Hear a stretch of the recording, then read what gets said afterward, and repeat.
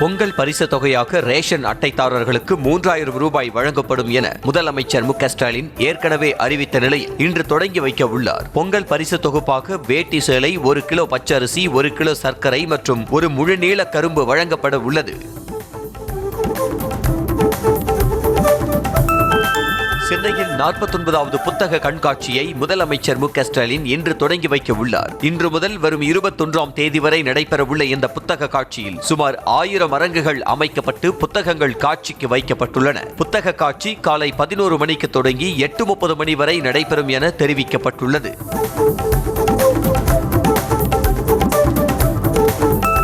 டெல்லியில் மத்திய அமைச்சர் அமித்ஷாவுடன் அதிமுக பொதுச் செயலாளர் எடப்பாடி பழனிசாமி ஆலோசனை நடத்தினார். தேசிய ஜனநாயக கூட்டணியில் பாமக இணைந்த நிலையில் அதனைத் தொடர்ந்து டெல்லிக்கு புறப்பட்டு சென்ற இபிஎஸ் அங்கேயே முகாமிட்டு தொகுதி பங்கீடு உள்ளிட்டவை குறித்து பேச்சுவார்த்தை நடத்தியதாக தகவல் வெளியாகியுள்ளது.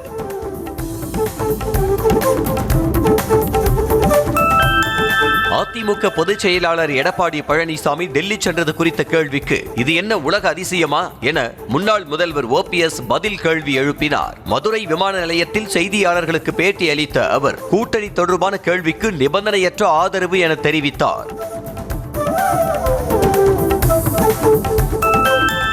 ஆட்சியில் இருக்கும்போது மக்களை பற்றி கவலைப்படாமல் ஆட்சி முடியும் நேரத்தில் மக்களின் கனவை கேட்டு குறையை தீர்க்கப் போகிறேன் என்பது கடைந்தெடுத்த கபட வேலை என எடப்பாடி பழனிசாமி கண்டனம் தெரிவித்துள்ளார். தற்போது திமுக அறிவித்துள்ள உங்கள் கனவை சொல்லுங்கள் என்ற திட்டம் திமுகவின் தேர்தல் வேலையை பார்க்கும் பெண் நிறுவனத்திடம் மறைமுகமாக ஒப்படைக்கப் போவதாக செய்திகள் வருவதாக கூறியுள்ளார். மக்கள் கனவை கேட்டதற்கே எடப்பாடி பழனிசாமி ஏன் அலறுகிறார், ஆகாயத்திற்கும் வானத்திற்கும் குதிக்கிறார் என அமைச்சர் ரகுபதி கேள்வி எழுப்பியுள்ளார். இது குறித்த அவரது எக்ஸ் பதிவில் 2021 அதிமுக ஆட்சி முடியும் நேரத்தில் குறைகளை அரசுக்கு தெரிவித்து தீர்வு காணும் சேவை திட்டம் கொண்டு வந்தது கடைந்தெடுத்த கபட வேலை இல்லையா எனவும் பதில் கேள்வி எழுப்பியுள்ளார். திமுக சார்பில் சென்னை ஆலந்தூரில் திராவிட பொங்கல் விழா நடைபெற்றது. இதில் துணை முதலமைச்சர் உதயநிதி ஸ்டாலின் பங்கேற்று ஆட்டோ ஓட்டுநர்களுக்கு நலத்திட்ட உதவிகளை வழங்கினார். அப்போது பரிசு பொருட்களை வாங்க வந்த பெண் ஆட்டோ ஓட்டுநர் ஒருவர் உதயநிதி ஸ்டாலினை அருகில் பார்த்ததும் வெட்கப்பட்டு மேடையில் துள்ளி குதித்து புகைப்படம் எடுத்துக் கொண்டார்.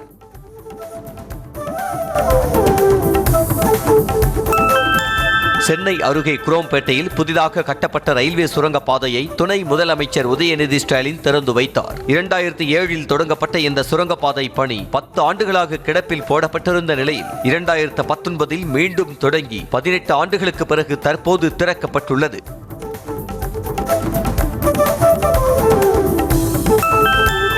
திருப்பரங்குன்றம் தீபத்தூண் விவகாரத்தில் நீதிமன்றம் அளித்த தீர்ப்பு திமுக அரசுக்கு ஒரு எச்சரிக்கை என மத்திய இணை அமைச்சர் எல் முருகன் தெரிவித்தார். கோவை விமான நிலையத்தில் செய்தியாளர்களுக்கு பேட்டி அளித்த அவர் நீதிமன்ற தீர்ப்பை திமுக அரசு நிறைவேற்ற வேண்டும் எனவும் திமுகவுக்கு பாடம் புகட்ட முருக பக்தர்கள் காத்துக் கொண்டிருப்பதாகவும் தெரிவித்தார்.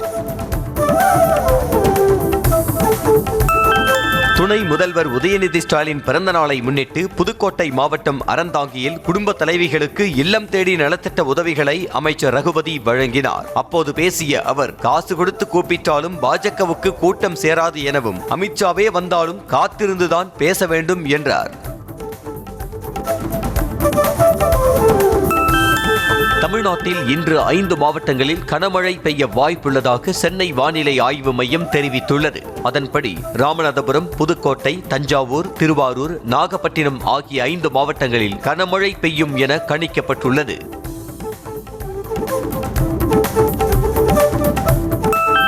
வரும் சட்டமன்ற தேர்தலில் அதிமுக தலைமையிலான தேசிய ஜனநாயக கூட்டணியில் பாட்டாளி மக்கள் கட்சி அதிகாரப்பூர்வமாக இணைந்துள்ளது. சென்னையில் எடப்பாடி பழனிசாமியை நேரில் சந்தித்த பாமக தலைவர் அன்புமணி கூட்டணி ஒப்பந்தத்தில் கையெழுத்திட்டார். தொகுதி பங்கீடு இறுதி செய்யப்பட்டுவிட்டதாகவும் எண்ணிக்கை பின்னர் அறிவிக்கப்படும் என்றும் கூறப்பட்டுள்ளது.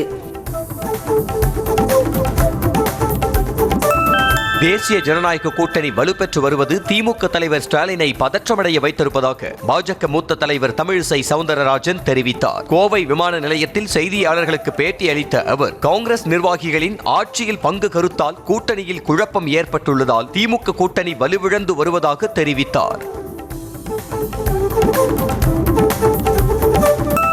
தேசிய ஜனநாயக கூட்டணியில் ஏற்கனவே பாமக இருந்தபோதுதான் தாங்கள் வெற்றி பெற்றதாக அமைச்சர் KN நேரு கூறினார். திருச்சி பஞ்சப்பூர் பேருந்து முனையத்தில் ஆம்னி பேருந்துகளுக்கான பிரத்யேக பேருந்து நிலையத்தை திறந்து வைத்த அவர் அதிமுகவை சேர்ந்த இன்பதுரை வழக்கறிஞர் என்பதால் தம் மீது வழக்கு பதிவு செய்ய கோரி நீதிமன்றத்தை நாடி இருப்பதாக கூறினார்.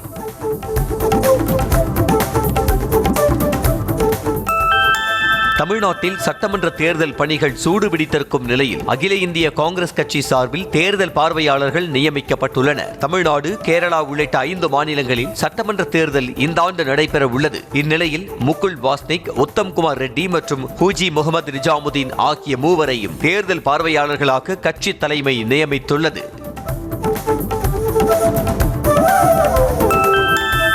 அமைச்சர் அனிதா ராதாகிருஷ்ணன் மீதான சொத்து குவிப்பு வழக்கு விசாரணையை வரும் 21ஆம் தேதிக்கு ஒத்திவைத்து தூத்துக்குடி மாவட்ட நீதிமன்றம் உத்தரவிட்டுள்ளது. வழக்கு புதன்கிழமை அன்று விசாரணைக்கு வந்தபோது அமைச்சர் அனிதா ராதாகிருஷ்ணனின் மகன்களான அனந்த பத்மநாபன், அனந்த மகேஸ்வரன் தவிர மற்றவர்கள் யாரும் நீதிமன்றத்தில் ஆஜராகவில்லை.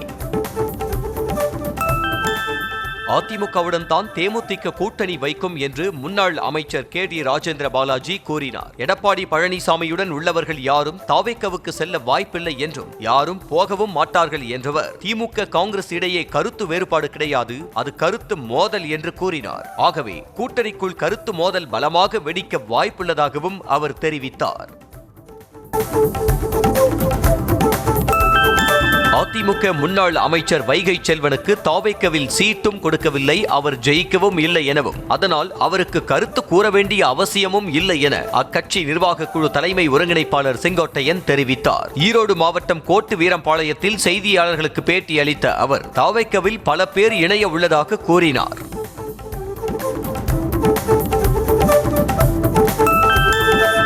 தேர்தலில் அரசு ஊழியர்களின் வாக்குகளை ஏமாற்றி வாங்கவே உறுதி அளிக்கப்பட்ட ஓய்வூதிய திட்டத்தை திமுக அரசு அறிவித்திருப்பதாக பாமக தலைவர் அன்புமணி குற்றம் சாட்டியுள்ளார். இதுகுறித்த அவரது எக்ஸ் பதிவில் புதிய ஓய்வூதிய திட்டத்தை திமுக அரசு அறிவித்திருந்தாலும் அது நடைமுறைக்கு வரப்போவதில்லை எனவும் தெரிவித்தார்.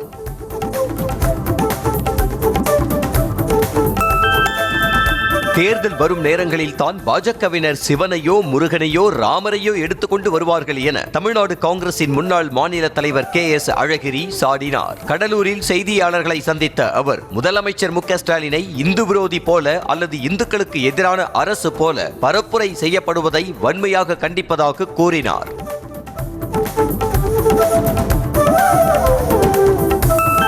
தாவேக தலைவர் விஜய்க்கு CBI சம்மன் அனுப்பியதை சாதகமாக பயன்படுத்தி தங்களது கூட்டணிக்குள் கொண்டுவர பாஜக கனவு காண்பதாக தமிழக வாழ்வுரிமை கட்சி தலைவர் வேல்முருகன் சாடினார். மத்திய அமைச்சர் அமித்ஷா காண்பது கனவா அல்லது வெறும் காணல் நீரா என்பது போக போகத்தான் தெரியும் என்றவர் சட்டத்தை கொண்டுதான் தீர்ப்பு எழுத வேண்டுமே தவிர மதத்தை கொண்டு எழுதக்கூடாது என்று தெரிவித்தார்.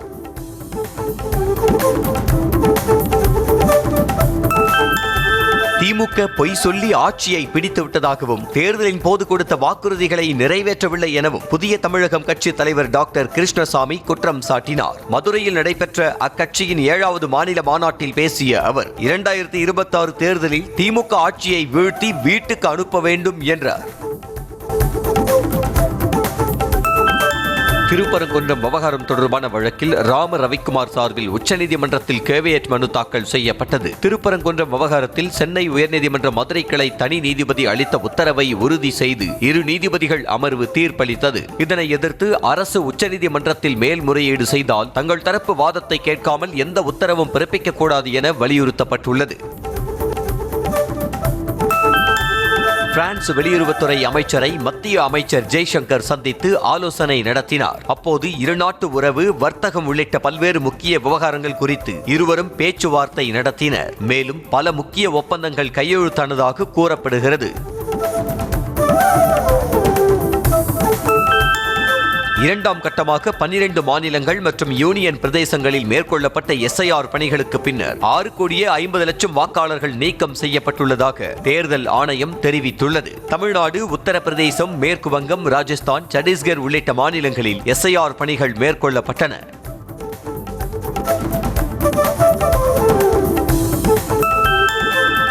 கர்நாடகாவில் சர்க்கரை ஆலையில் பாய்லர் வெடித்து விபத்துக்குள்ளானதில் 2 பேர் உயிரிழந்த நிலையில் 6 பேர் காயமடைந்தனர். பெலகாவி மாவட்டம் மரக்கும்பி கிராமத்தில் உள்ள சர்க்கரை ஆலையில் இந்த விபத்து ஏற்பட்ட நிலையில் 4 பேர் உயிருக்கு ஆபத்தான நிலையில் சிகிச்சை பெற்று வருகின்றனர்.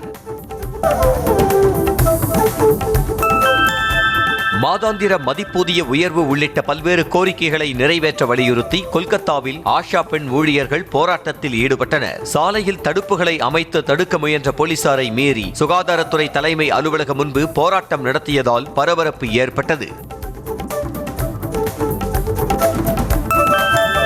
கேரள மாநிலம் பத்தனம்திட்டாவில் காருக்குள் தனியே சிக்கிய 1.5 வயது குழந்தையை தீயணைப்பு வீரர்கள் பத்திரமாக மீட்டனர். வீட்டின் முன்பு திறந்த நிலையில் சாவியுடன் நிறுத்தப்பட்டிருந்த காரில் ஏறிய குழந்தை கதவு தானாக மூடியதால் வெளியே வர முடியாமல் தவித்தது.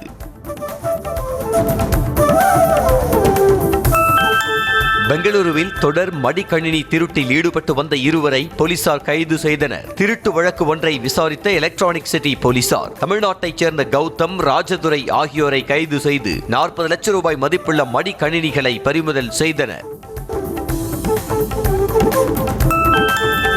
திமுக எம்பி கனிமொழி பிறந்த நாளை முன்னிட்டு சென்னை திருவல்லிக்கேணி கஸ்தூரிபாய் காந்தி அரசு மருத்துவமனையில் ஜனவரி 5ஆம் தேதி பிறந்த 58 குழந்தைகளுக்கு அமைச்சர் மா சுப்பிரமணியன் தங்க மோதிரம் வழங்கினார். அப்போது பேசிய அவர், இந்த மோதிரங்கள் தாய் வீட்டு சீதனம் போல குழந்தைகளுக்கு எதிர்காலத்தில் ஒரு மிகப்பெரிய அளவிலான அடையாளமாக இருக்கும் என்றார்.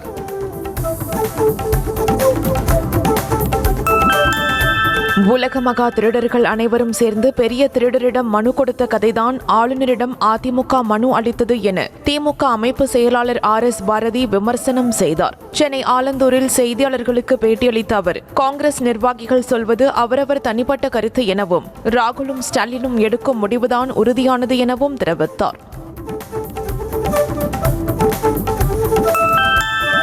தஞ்சாவூர் கும்பகோணம் தேசிய நெடுஞ்சாலையில் சுற்றித் திரிந்த மாடுகளை அதிகாரிகள் பிடித்து கோசாலைக்கு அனுப்பி வைத்தனர். பொதுமக்கள் தொடர்ந்து மாடுகளை பிடிக்க வேண்டும் என கோரிக்கை விடுத்து வந்த நிலையில் அதிகாரிகள் போலீசார் இணைந்து மாடுகளை மீட்கும் பணியில் ஈடுபட்டனர். தூத்துக்குடி மாவட்டம் விளாத்திக்குளத்தில் பள்ளியில் வைத்து 9 வயது சிறுமிக்கு பாலியல் தொல்லை கொடுத்த கட்டுமான கூலி தொழிலாளியை போக்சோ சட்டத்தின் கீழ் போலீசார் கைது செய்தனர். காடல்குடி கிராமத்தைச் சேர்ந்த கருப்பசாமி என்பவரது மகன் கருமுருகன் பாலியல் தொல்லை கொடுத்து வசமாக சிக்கி உள்ளான்.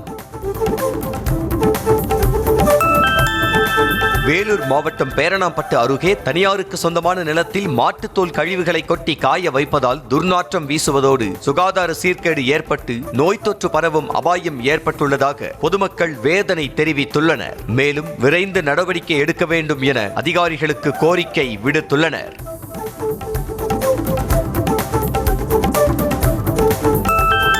கடலூர் மாவட்டம் பன்ருட்டி அருகே பொங்கல் பண்டிகைக்காக மண்பானை செய்வதற்கு ஏரியில் களிமண் கிடைக்கவில்லை என மண்பாண்ட தொழிலாளர்கள் வேதனை தெரிவித்துள்ளனர். மணல் மாஃபியாக்கள் ஏரியிலிருந்து அளவுக்கு அதிகமாக வண்டல் மண் எடுத்து செங்கல் சூளை மற்றும் வீடு கட்டுவதற்கு விற்பனை செய்வதாக புகார் தெரிவித்துள்ளனர்.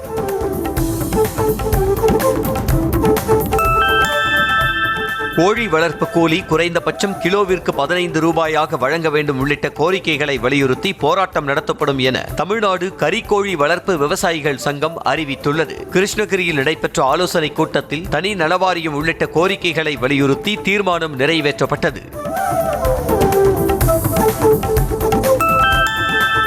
ராமநாதபுரத்தில் சீர் மரபினர் நலவாரிய உறுப்பினர்களுக்கு அடையாள அட்டை மற்றும் நலத்திட்ட உதவிகள் வழங்கும் விழா நடைபெற்றது. இந்த நிகழ்ச்சியில் கலந்து கொண்ட பிற்படுத்தப்பட்டோர் நலத்துறை அமைச்சர் மெய்யநாதன் அடையாள அட்டைகள் மற்றும் நலத்திட்ட உதவிகளை வழங்கினார். தூத்துக்குடி மாவட்டம் திருச்செந்தூர் அருகே குடிநீர் குழாயின் வால்வு உடைந்து சாலையில் குடிநீர் வீணாவதாக புகார் எழுந்துள்ளது. நகராட்சி நிர்வாகத்திடம் புகார் அளித்தும் உடைப்பை சரி செய்யாமல் மெத்தனம் காட்டுவதாக அப்பகுதி மக்கள் குற்றம் சாட்டியுள்ளனர்.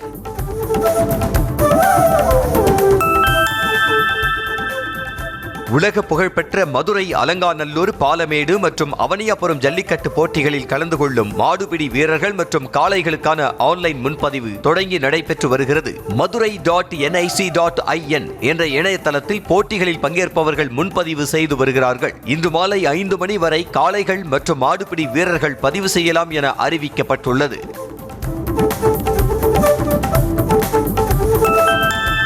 கன்னியாகுமரியில் தாயை இழந்து தந்தையின் அரவணைப்பில் பள்ளிக்கு செல்லாமல் இருந்த சிறுவன் மற்றும் சிறுமியை விடுதியில் சேர்த்து பாதுகாத்து வந்த மாவட்ட காவல் கண்காணிப்பாளர் ஸ்டாலினுக்கு பாராட்டுகள் குவிந்து வருகின்றன. உதவி செய்த காவலர்களுக்கு சிறுமி நன்றி தெரிவித்துள்ளார். புதுக்கோட்டை மாவட்டம் ஆலங்குடி அருகே அணவயல் கிராமத்தில் ஊர் பொது மண்டபத்துக்கு வழங்கப்பட்டு வந்த மின்சாரம் துண்டிக்கப்பட்டதை கண்டித்து கிராம மக்கள் சாலை மறியலில் ஈடுபட்டனர். ஊரக வளர்ச்சித்துறைக்கு சொந்தமான ஆழ்துளை கிணற்றுக்குரிய மின் இணைப்பிலிருந்து மின்சாரம் வழங்கப்பட்டு வந்த நிலையில் திடீரென அதிகாரிகள் மின் இணைப்பை துண்டித்தனர். திருப்பூர் மாவட்டம் தாராபுரத்தில் குடும்பத்துடன் நர்சிங் பள்ளியை முற்றுகையிட்டு இரவு வரை மாணவிகள் காத்திருப்பு போராட்டத்தில் ஈடுபட்டதால் பரபரப்பு நிலவியது. CSI ANM நர்சிங் பள்ளியில் படித்த 160 மாணவிகளின் நர்ஸ் பணிக்கான விண்ணப்பங்களை மருத்துவ பணியாளர் தேர்வாணையம் நிராகரித்து விட்டது. அப்பள்ளி அரசின் அங்கீகாரம் பெறவில்லை என்பது தெரிய வந்தது. விழுப்புரம் மாவட்டம் திருவண்ணைநல்லூர் பேரூராட்சியில் அரசு சார்பில் 7,78,000 ரூபாய் மதிப்பிலான விளையாட்டு உபகரணங்களை முன்னாள் அமைச்சர் பொன்முடி வழங்கினார். அப்போது திமுகவை அழிக்கவே அதிமுகவுடன் கூட்டணி என்ற பாமக தலைவர் அன்புமணியின் பேச்சுக்கு முதலில் அப்பாவுடன் சேர்ந்து கட்சியை ஒன்றாக்கிய பிறகு பேசட்டும் என பதிலடி கொடுத்தார். காஞ்சிபுரம் ஏகாம்பரநாதர் கோயிலில் புதிய சிலை செய்ததில் முறைகேடு நடந்திருப்பதாக கிடைத்த IIT அறிக்கை அதிர்ச்சியை ஏற்படுத்தி உள்ளது. புதிய சிலை செய்ய பக்தர்களிடம் நன்கொடையாக 312 சவரன் நகை பெறப்பட்ட நிலையில் துளி அளவு கூட தங்கம் சேர்க்கப்படவில்லை என IIT அறிக்கை வெளியிட்டுள்ளது.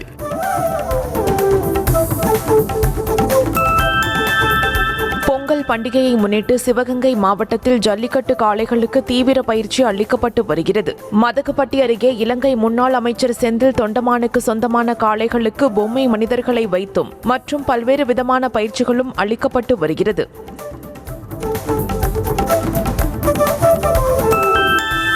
தனது உயிருக்கு ஆபத்து, எனவே ஒரு வார காலம் விடுமுறை அளிக்க வேண்டும் என குறிப்பிட்டு விடுமுறை விண்ணப்பம் அளித்த வட்டார வளர்ச்சி அலுவலரால் பரபரப்பு ஏற்பட்டது. ஆய்வுக்கு செல்லும் இடங்களில் மிரட்டல் வருவதாக வட்டார வளர்ச்சி அலுவலர் சங்கீதா கடிதம் அளித்த நிலையில் அவர் ஆலந்தூர் ஊராட்சி ஒன்றிய அலுவலகத்திற்கு பணி இடமாற்றம் செய்யப்பட்டார்.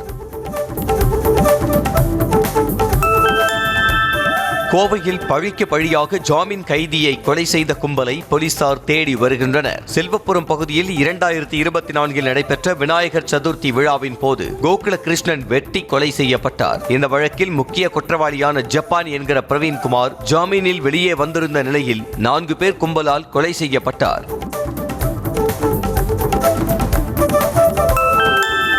சேலம் மாவட்டம் ஆத்தூரில் தடையில்லா சான்று வழங்க 15,000 ரூபாய் லஞ்சம் வாங்கிய ஆதிதிராவிட நலத்துறை அதிகாரியை லஞ்ச ஒழிப்பு போலீசார் கைது செய்தனர். தனது தாயாருக்கு வழங்கப்பட்ட 3 சென்ட் நிலத்தை தனது பெயருக்கு மாற்ற தடையில்லா சான்று கோரி விண்ணப்பித்த ஈஸ்வரனிடம் முதுநிலை வருவாய் ஆய்வாளர் பெரியசாமி லஞ்சம் கேட்டுள்ளார்.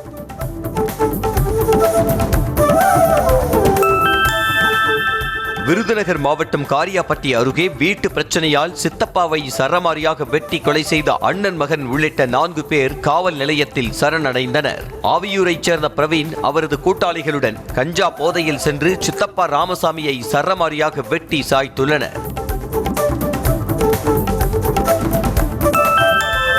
திருவள்ளூர் மாவட்டம் திருவாலாங்காடு பகுதியில் 7 வயது சிறுமியிடம் பாலியல் துன்புறுத்தலில் ஈடுபட்ட 2 பேரை போலீசார் போக்சோவில் கைது செய்தனர். 2ஆம் வகுப்பு படிக்கும் சிறுமி வீட்டின் அருகில் விளையாடிக் கொண்டிருந்த போது நாகேந்திரன், நெல்சன் ஆகியோர் நைசாக பேசி அழைத்துச் சென்று பாலியல் துன்புறுத்தல் செய்ததாக கூறப்படுகிறது.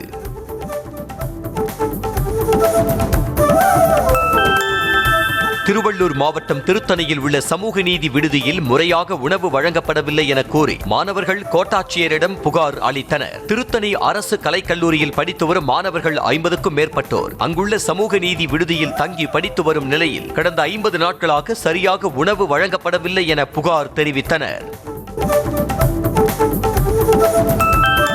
மதுரையில் ஆளில்லா வீட்டை நோட்டமிட்டு ஜன்னல் கம்பிகளை கட் செய்யும் வடமாநில கும்பல் வீட்டிற்குள் நுழைந்து தங்க நகைகளை கொள்ளையடித்துச் செல்லும் CCTV காட்சி வெளியாகியது. தல்லாக்குளம், திருப்பாலை உள்ளிட்ட இடங்களில் கடந்த சில நாட்களாகவே வீட்டில் உள்ள நகைகளை கொள்ளையடித்துக் கொண்டு மர்ம கும்பல் வடமாநிலத்திற்கு ரயில் மூலம் தப்பிச் செல்வதாக கூறப்படுகிறது.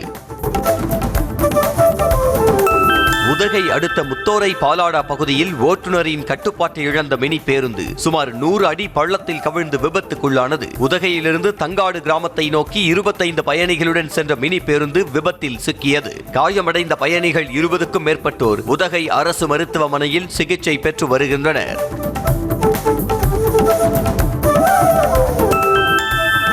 ஸ்ரீரங்கம் சொர்க்கவாசல் திறப்பின் போது சுவாமி தரிசனம் செய்வதற்கான 4000 ரூபாய் பாஸை 11,000 ரூபாய்க்கு தருவதாக பக்தரிடம் பேரம் பேசும் வீடியோ வெளியாகி பரபரப்பை ஏற்படுத்தியுள்ளது. நம்பெருமாளை மூலஸ்தானத்திலிருந்து வரும்பொழுது கருவூல மேடைக்கு முன்பாக தரிசனம் செய்வதற்காக கோயில் நிர்வாகம் சார்பில் ஒரு பாஸ் 4000 ரூபாய் என ஆன்லைன் மூலமாக விற்பனை செய்யப்பட்டது.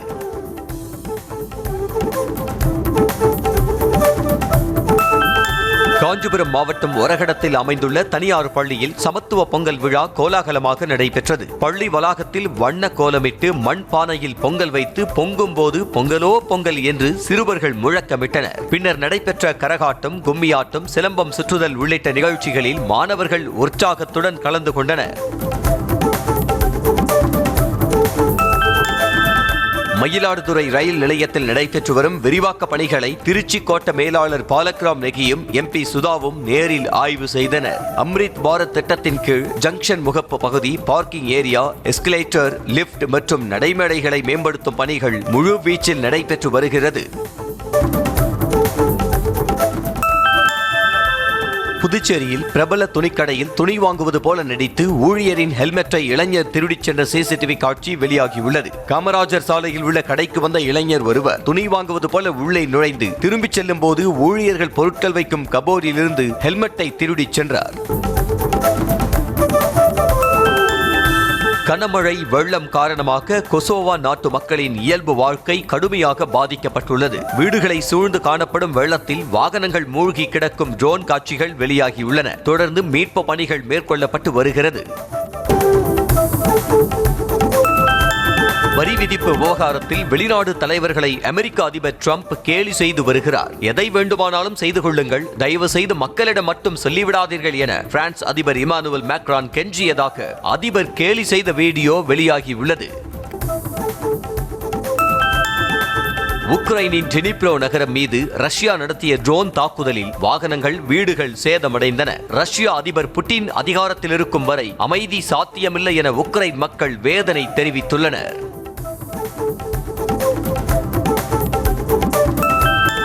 பாகிஸ்தானிடமிருந்து வங்கதேசம் JF-17 ரக போர் விமானங்கள் வாங்க முடிவு செய்திருப்பதாக தகவல் வெளியாகியுள்ளது. பாகிஸ்தான் விமானப்படை தலைமையகத்தில் நடைபெற்ற உயர்மட்ட சந்திப்பில் வங்கதேச விமானப்படை தளபதி உள்ளிட்டோர் பங்கேற்ற கூட்டத்தில் முடிவு செய்யப்பட்டதாக கூறப்படுகிறது.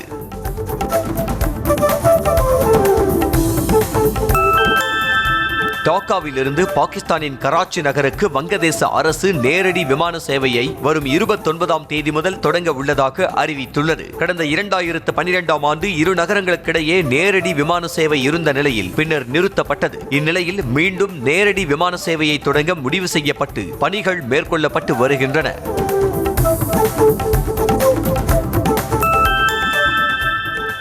பிரான்ஸ் நாட்டில் வரலாறு காணாத பனிப்பொழிவால் சாலை, ரயில் போக்குவரத்து கடுமையாக பாதிக்கப்பட்டுள்ளது. தலைநகர் பாரிஸில் கட்டடங்கள், வீடுகளின் மேற்கூரை பனியால் மூடி ரம்மியமாக காட்சியளிக்கும் நிலையில் அதனை சுற்றுலா பயணிகள் கண்டு ரசித்து புகைப்படம் எடுத்துச் சென்றனர். கடும் பனிப்பொழிவு காரணமாக பொதுமக்களின் இயல்பு வாழ்க்கை கடுமையாக பாதிக்கப்பட்டுள்ளது.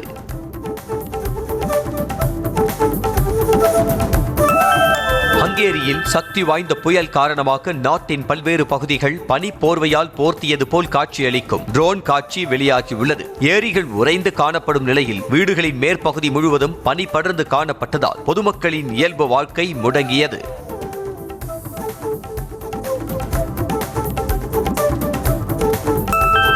பெல்ஜியம் தலைநகர் பிரசலில் கடும் பனிப்பொழிவு காரணமாக பொதுமக்களின் இயல்பு வாழ்க்கை கடுமையாக பாதிக்கப்பட்டுள்ளது. வெண்போர்வை போர்த்தியது போல காணப்படும் வரலாற்று சிறப்பு வாய்ந்த இடங்களை சுற்றுலா பயணிகள் கண்டு ரசித்து மகிழ்ந்தனர்.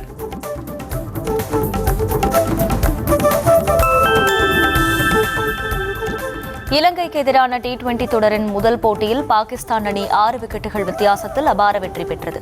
கொழும்புவில் நடைபெற்ற போட்டியில் முதலில் பேட்டிங் செய்த இலங்கை அணி 19.2 ஓவர்களில் 128 ரன்கள் எடுத்து ஆல் அவுட் ஆனது. தொடர்ந்து விளையாடிய பாகிஸ்தான் அணி 16.4 ஓவர்களில் 4 விக்கெட் இழப்பிற்கு 129 ரன்கள் எடுத்தது. தென்னாப்பிரிக்கா அணிக்கு எதிரான U19 ஒருநாள் தொடரை இந்திய அணி முழுமையாக கைப்பற்றி அசத்தியுள்ளது. 3 போட்டிகள் கொண்ட ஒருநாள் தொடரில் ஏற்கனவே 2 போட்டிகளில் இந்தியா வெற்றி பெற்று தொடரை கைப்பற்றிய நிலையில் 3வது போட்டியிலும் 233 ரன்கள் வித்தியாசத்தில் வெற்றி பெற்று தென்னாப்பிரிக்காவை வாஷ் அவுட் செய்தது. பராசக்தி திரைப்படத்தில் மலையாள நடிகர் பேசில் ஜோசப் சிறப்பு தோற்றத்தில் நடித்திருப்பதாக கேரளாவில் நடைபெற்ற பராசக்தி திரைப்பட ப்ரமோஷனில் நடிகர் சிவகார்த்திகேயன் கூறினார். இலங்கையில் நடைபெற்ற படப்பிடிப்பின் போது பேசிலுடன் நிறைய பேசியதாகவும் அவருடன் பழகிய அனுபவங்களை மறக்க முடியாது எனவும் சிவகார்த்திகேயன் கூறினார். தனக்கு எதிராக அவதூறு கருத்துக்களை தெரிவிக்க ஜாய் கிறிசில்டாவுக்கு தடை விதிக்க கோரி சமையல் கலைஞர் மாதம்பட்டி ரங்கராஜு தாக்கல் செய்த மனுவை தள்ளுபடி செய்து சென்னை உயர்நீதிமன்றம் உத்தரவிட்டுள்ளது. நற்பெயரை பாதிக்கும் வகையில் இணையத்தில் மோசமான வீடியோக்களை பரப்புவதாகவும் அதனை வெளியிட தடை விதிக்க வேண்டும் எனவும் மாதம்பட்டி ரங்கராஜு தரப்பில் வாதம் வைக்கப்பட்டது. விருதுநகர் மாவட்டம் ஸ்ரீவில்லிபுத்தூர் ஆண்டாள் கோயிலில் நடைபெற்ற பிரியாவிடை உற்சவத்தில் திரளான பக்தர்கள் பங்கேற்று சுவாமி தரிசனம் செய்தனர். பிரியாவிடை உற்சவம் என்பது ஸ்ரீ ஆண்டாள் நாச்சியார் மார்கழி நோன்பு நோற்பதற்காக வடபத்திர சாயி பெருமாள் இடத்தில் அனுமதி பெறுகிற வைபவம் என்பது குறிப்பிடத்தக்கது.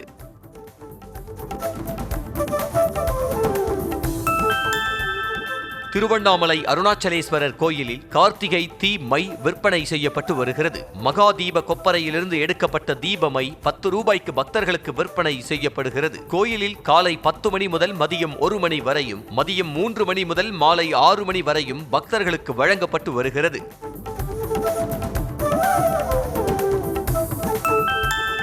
மயிலாடுதுறையில் உள்ள புனித அந்தோனியார் திருத்தல ஆண்டு திருவிழா கொடியேற்றத்துடன் தொடங்கியது. இதனையொட்டி கொடி ஊர்வலமாக கொண்டு வரப்பட்டு ஆலயத்திற்கு முன்புள்ள கொடிமரத்தில் ஏற்றப்பட்டு பின்னர் சிறப்பு திருப்பலி நடைபெற்றது.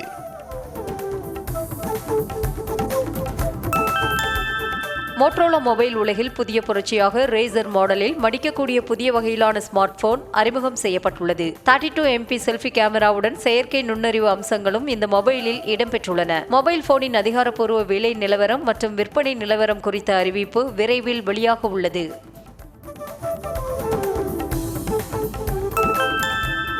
இந்தியாவில் உற்பத்தி செய்யப்படும் கார்கள் ஆப்பிரிக்கா, தென் அமெரிக்கா மற்றும் மேற்காசியா உள்ளிட்ட நாடுகளுக்கான ஏற்றுமதியில் புதிய மைல்கல்லை எட்டியுள்ளது. கார்களின் உள்நாட்டு உற்பத்தி திறன் அதிகரித்துள்ளதால் 2024ஆம் ஆண்டை விட 2025ஆம் ஆண்டு ஏற்றுமதி அளவு 15% அதிகரித்துள்ளதாக தகவல் வெளியாகியுள்ளது.